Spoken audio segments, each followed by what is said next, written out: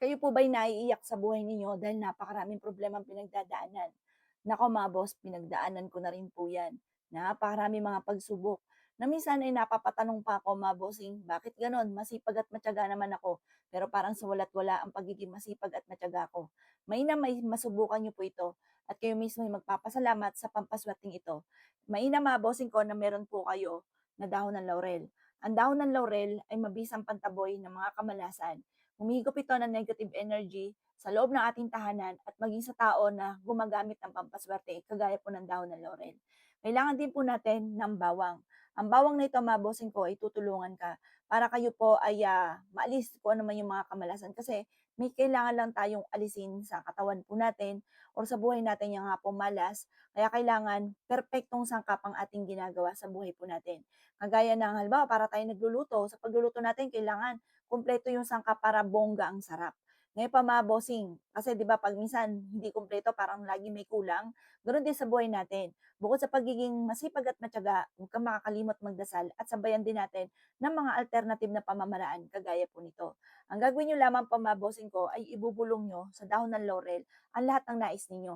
Halimbawa, nais ko na ako yumaman at maging matagumpay. Gano'n po mga bossing, iwi-wish niyo na walang gamit na sana, direct to the point. Pagtapos ka na po mag-wish mga bossing ko, sabihin niyo, inalis ko na lahat ang aking kamalasan at ang aking negosyo ay lalakas, makabayad lahat ako sa aking mga pagkakautang, gano'n mga bossing. At pagkatapos, mas mainam, eto po, mas mainam dito is kahit pwede rin naman isulat, pero pwede rin naman kagatin niyo po ito para yung negative energy na nasa loob mismo ng katawan natin, naaalis na natin. At habang kagat-kagat niyo po ito, magwi-wish ka ng mula sa inyong pong puso. Sabihin niyo po na alisin na nito ang lahat ng kamalasan ninyo at huwag na muling bumalik pa. Eto pa mga bossing ko, 'pag natuyo kaagad yung ating pong bawang, ibig sabihin maraming negative energy na nasalo po sa nahigop yung sa ating katawan.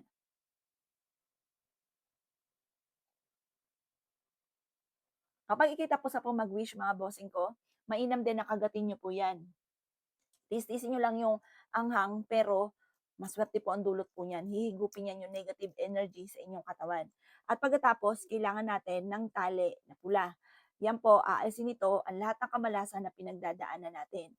Mainam mga bossing ko na meron kayong ganitong mga pamamaraan para maalis ang mga kamalasan po ninyo. Kung ikaw po ay sobrang malas sa ngayon, wag mo itong pawawala sa inyo mga bossing.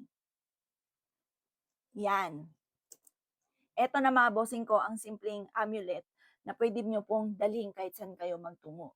Ito po ay dadaling ka kung saan lagi kayo suswertihin, matutupad ko naman ang inyong mga pinapangarap sa buhay, kung ano man yung nanais ninyo, makakamtan niyo po mga boss. Abel niyo na po. Pwede yung gawin po ito or kung gusto niyo ako mismo gagawa mga bossing.